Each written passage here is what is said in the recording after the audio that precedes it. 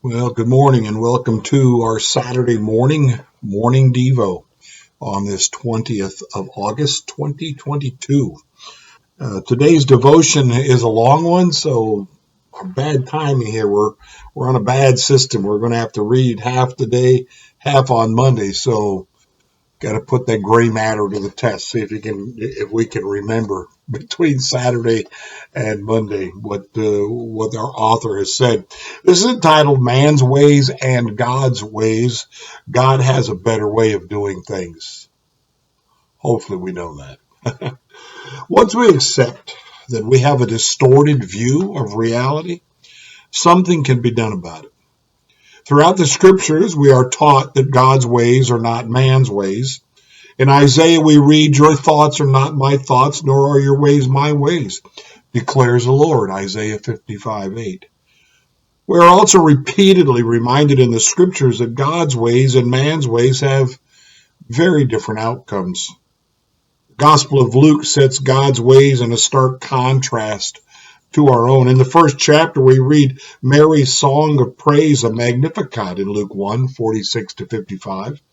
She praises God for doing great things, for showing mercy, for scattering the proud and bringing down the powerful, for lifting up the lowly and feeding the hungry, for sending the rich away empty-handed. His selection of Mary, poor, young, powerless, and vulnerable, is itself a sign that his ways are intriguingly different. The Lord is kind and merciful. He is slow to anger and rich in compassion, Exodus 34:6-7. But most people experience the world as cruel, harsh, mean, merciless, and uncompassionate. Why? God's ways are not man's ways, and all too often the ways of man rule the world. Jesus invites us to change that. He envisions a world that is lovingly directed by God's ways. The Sermon on the Mount is the most famous speech ever given. In 141 words, Jesus turns the world upside down and reminds us that God's ways are not ours. Quoting that from that passage, when Jesus saw the crowds, he went up the mountain. And after he sat down, his disciples came to him. Then he began to speak and taught them, saying, "Blessed are the poor in spirit, for theirs is the kingdom of heaven. Blessed are those who mourn, for they will be comforted. Blessed are the meek, for they will inherit the earth. Blessed are those who hunger and thirst for righteousness, for they will be filled. Blessed are the merciful, for they will receive mercy. Blessed are the pure in heart, for they will see God. Blessed are the peacemakers, for they will be called children of God. Blessed are those who are persecuted for righteousness' sake, for theirs is the kingdom of heaven. Blessed are you when people revile you and persecute you and utter all kinds of evil against you falsely on my account.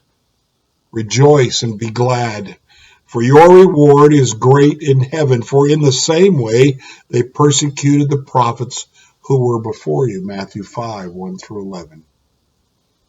In the epic parable of the prodigal son, we see God's ways and man's ways richly contrasted. The younger son went off and squandering everything. The older son stayed at his father's side and attended to the family's interests and his own. When the younger son returned broken, hungry, afraid, demoralized, and repentant, the father embraced him, forgave him, and rejoiced. The older brother did none of these things. He did not embrace his brother. He did not forgive his brother. He did not rejoice. Instead, he was full of judgment and self-pity in Luke 15. The older brother lived in a self-focused reality. Forgiveness is at the center of God's heart. It is at the center of this story, and it is central to Christianity. Left to our own devices, humans are vengeful. Even a cursory examination of human history will prove this beyond a doubt. Christianity proposes to change this, and the change is possible because of Jesus' radical example. We are not naturally kind and merciful, slow to anger, and rich in compassion. These attitudes and behaviors are learned as we seek to walk in God's ways by living a life of virtue. How should we respond to those who wrong us? This question is central to the life of every Christian. Nothing highlights the difference between God's ways and man's ways like forgiveness. Nothing highlights the difference between Christians and other people on earth like forgiveness. And yet, this is just one example of how God's ways differ from our own. The story of the prodigal son highlights another of the great differences between God and man. The father was abundantly generous. He said, quickly bring out a robe, the best one, and put it on him. Put a ring on his finger and sandals on his feet. Get the fatted calf. Let us eat and celebrate. Luke 15 again, right? 22 and 23. The father's generosity was abundant and it was immediate. Quickly was his directive, not sometime tomorrow or in the next couple of weeks. But the older son was greedy, prideful, and selfish. He saw only what he was losing and not what he was gaining. Are you a greedy person? We'll leave it there. We'll leave it there. Man's ways versus God's ways. I don't know why. Well, it's our fallen nature. I guess that answers this question. Why we so tend to think that human side are the human ways are the better ways. I guess it's because we live in a fallen world and we're fallen creatures and we think that's how life should operate. And yet God says, no, no, no, no. Here's an altogether different way.